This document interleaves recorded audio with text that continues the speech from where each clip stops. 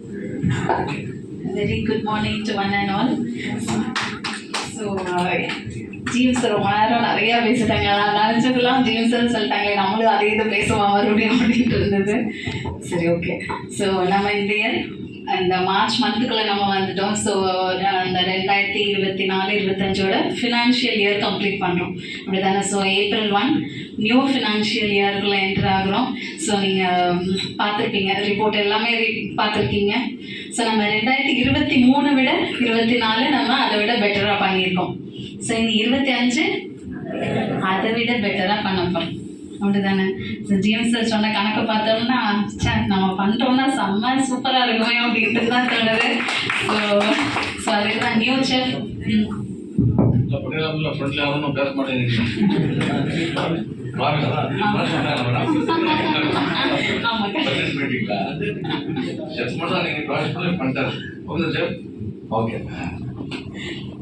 So அதாவது GM sir சொன்ன மாதிரி அது அவங்க ஃபர்ஸ்ட் லெவல் மட்டும் இது பண்ண முடியாது. ஸோ அவங்களுக்கு கூட உங்களோட சப்போர்ட் எல்லாமே இருந்தால் மட்டும்தான் பண்ண முடியும். ஸோ செஃப் ராஜேஷ் வந்து நிறைய ஐடியாஸ், நிறைய இன்புட்ஸ் கொடுக்குறாங்க. ஸோ அப்போ அவங்க நிறைய நியூ டீம் மெம்பர்ஸ் எல்லாம் கொண்டு வராங்க. ஸோ அப்போ அவங்களுக்கு நியூ டீம் மெம்பர்ஸ் வராங்கன்னா அவங்களுக்கு நம்ம பழைய டீம் மெம்பர்ஸ் ஒத்துழைச்சா மட்டும்தான் அவங்க இந்த இடத்துல சஸ்டெயின் பண்ண முடியும், அப்படி தானே? ஸோ நீங்கள் பழைய டீம் மெம்பர்ஸ் எல்லாருமே கண்டிப்பாக அவங்களுக்கு நீங்கள் கோஆர்டினேட் பண்ணுங்கள். பிகாஸ் எல்லாருமே ஒரு நம்ம நல்லா இருக்கணும், அடுத்த ஸ்டெப்புக்கு போகணும் அப்படின்னு தான் நம்ம இடத்துக்கும் வராங்க. ஸோ அப்போ அவங்களுக்கு ஒரு புது இடம், புது அட்மாஸ்பியருங்கும் போது எல்லாத்துக்குமே ஒரு செட் ஆக கொஞ்சம் டைம் எடுக்கும், அப்படி தானே?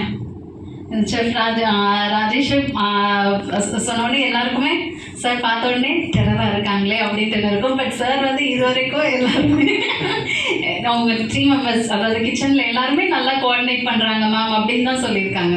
ஸோ அதே மாதிரி நீங்கள் உங்களுக்கு கீழே நியூவாக வர்றவங்களுக்கும் நீங்கள் எல்லாருமே சப்போர்ட் பண்ணி கொடுங்க.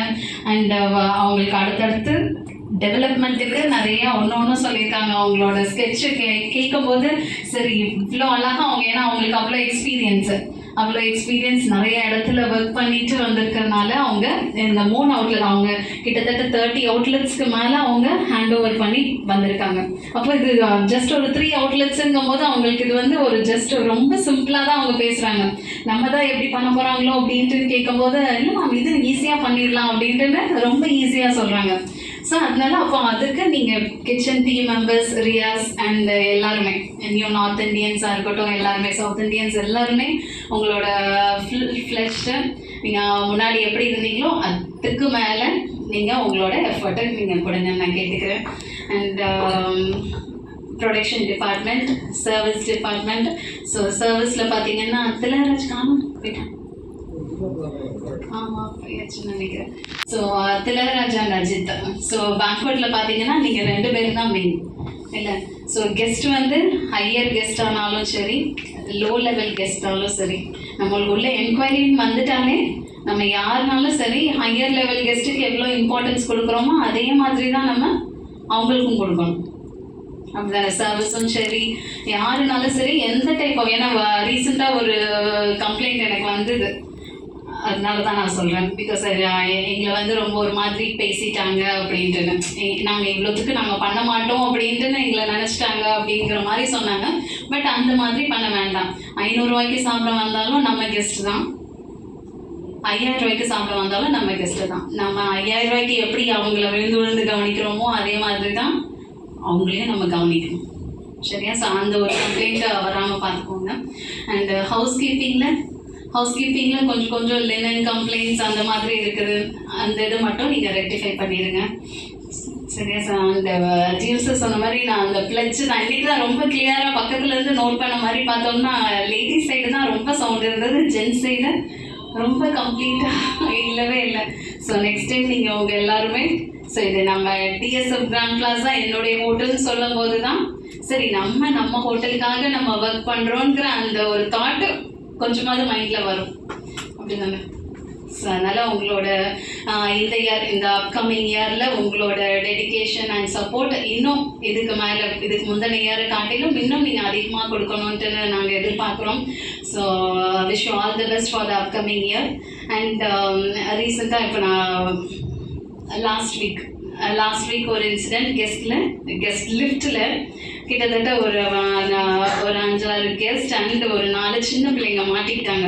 ஸோ அந்த டைம் பார்த்தீங்கன்னா AM sir, Kingston and GM sir இவங்க 3 பேரோட சப்போர்ட்னால தான் அந்த கதையை ஏஎம் சார் சொல்லும் போது அப்படியே ரொம்ப மேலேயும் கீழே நான் ஓடி ஒன்று நான் பார்த்துட்டு இருந்தேன். அப்படிங்கும் போது ஸோ நம்ம இடத்துக்குள்ள ஒரு ப்ராப்ளம் வருது அப்படின்னா ஒருத்தர் மட்டும் இல்லை, இப்போ ஜிஎம் சாரும் ஏஎம் சாரும் மட்டும் கிடையாது, எல்லாருமே நீங்கள் அதில் சப்போர்ட் பண்ணணும். ஸோ ஃப்ரண்ட் லைன் மெம்பர்ஸாக இருக்கட்டும், பேக் எண்டாக இருக்கட்டும். ஸோ ஒருத்தங்களுக்கு சரி ஏஎம் சார் ஜிஎம் சார் தான் ஃபுல் கண்ட்ரோல், ஏஎம் சார் தான் அட்மின் மேனேஜர், இது அவர் தான்ப்பா பார்க்கணும், எனக்கு எதுவும் தெரியாது அப்படின்ட்டுன்னு கண்டிப்பாக இருக்காதீங்க.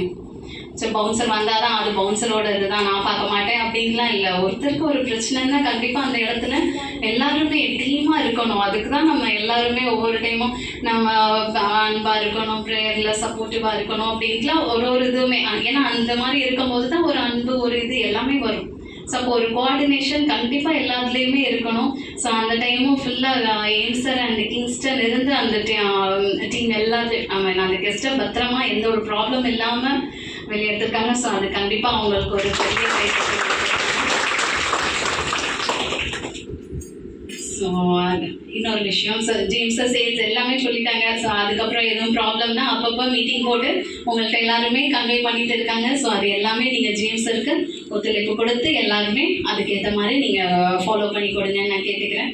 அண்ட் ஸோ இதில் கடைசியாக ஒரு விஷயம், நம்ம ஹோட்டல் ஃபீல்டு எல்லாருக்குமே நிரந்தரம் கிடையாது. ஒவ்வொருத்தர் இங்கே இருப்பாங்க, ஒரு சிலர் போவாங்க வருவாங்க, ஃப்ளக்சுவேட் ஆகிட்டே இருக்கும்.